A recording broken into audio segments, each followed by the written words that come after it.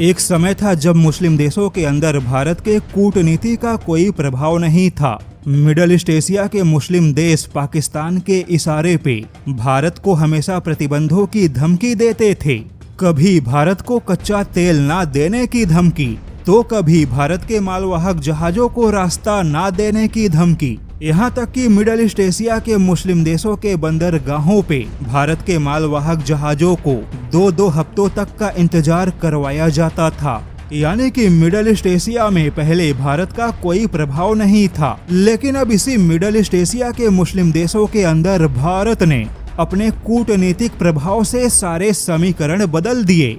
और यह समीकरण ऐसा बदला कि वही मुस्लिम देश पीएम मोदी को अपने देश का सर्वोच्च सम्मान देने में सबसे आगे निकल गए। लेकिन जैसा कि पीएम मोदी एक बार फिर से 22-23 अप्रैल को सऊदी की यात्रा पर होंगे, लेकिन इस बार पीएम मोदी की सऊदी अरब यात्रा ने रूस से लेकर अमेरिका तक और चीन से लेकर तुर्की तक बवाल मचा दिया। दरअसल पीएम मोदी की इस यात्रा में सऊदी अरब अमेरिका से हटकर भारत के साथ में भविष्य के नए आर्थिक नीतियों पे चर्चा करेगा, इसलिए अमेरिका हैरान है। लेकिन सऊदी अरब भारत के साथ रक्षा संबंधों को मजबूत करेगा। वहीं सऊदी अरब और भारत के बीच में निवेश से जुड़े बड़े समझौते होंगे, जिससे कि हमारा पड़ोसी चीन भी हैरान है। लेकिन पीएम मोदी की सऊदी यात्रा से रूस भी काफी चौकन्ना है, क्योंकि सऊदी के क्राउन प्रिंस मोहम्मद बिन सलमान के निमंत्रण पे पीएम मोदी सऊदी की यात्रा पे जा रहे हैं। लेकिन अभी तक पीएम मोदी ने रूस के उस निमंत्रण का कोई जवाब नहीं दिया, जिसमें रूस ने पीएम मोदी को अपने विक्ट्री डे परेड में शामिल होने का न्योता भेजा।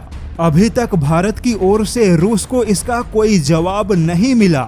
ऐसे में रूस काफी हैरान है कि भारत ने अभी तक उसके निमंत्रण का कोई जवाब क्यों नहीं दिया। रूस को इस बात की भी चिंता है कि कहीं भारत फिर से रूस के कच्चे तेल को खरीदना कम ना करे। अभी तक भारत ने रूस का जमकर तेल खरीदा, जिससे कि युद्ध के दौरान रूस की अर्थव्यवस्था को मदद मिली। लेकिन सऊदी अरब यात्रा के बाद कहीं भारत का तेल खरीदने का समीकरण ना बदल जाए, इस बात को लेकर भी रूस काफी चिंतित है। यानी कि पीएम मोदी की सऊदी यात्रा से हर किसी की अपनी अपनी चिंता है। लेकिन इन सबके बीच तुर्की भी बंदर बाट का काम कर रहा है। तुर्की मिडल ईस्ट एशिया में भारत के प्रभाव को रोक नहीं सकता, तो ऐसे में तुर्की की मीडिया कुछ मुस्लिम देशों को भड़काने के लिए भारत के खिलाफ जहर उगल रही है। यानी कि पीएम मोदी की इस बार की सऊदी यात्रा पिछली बाकी सभी यात्राओं से कहीं ज्यादा कूटनीतिक चर्चा का विषय बन चुका है।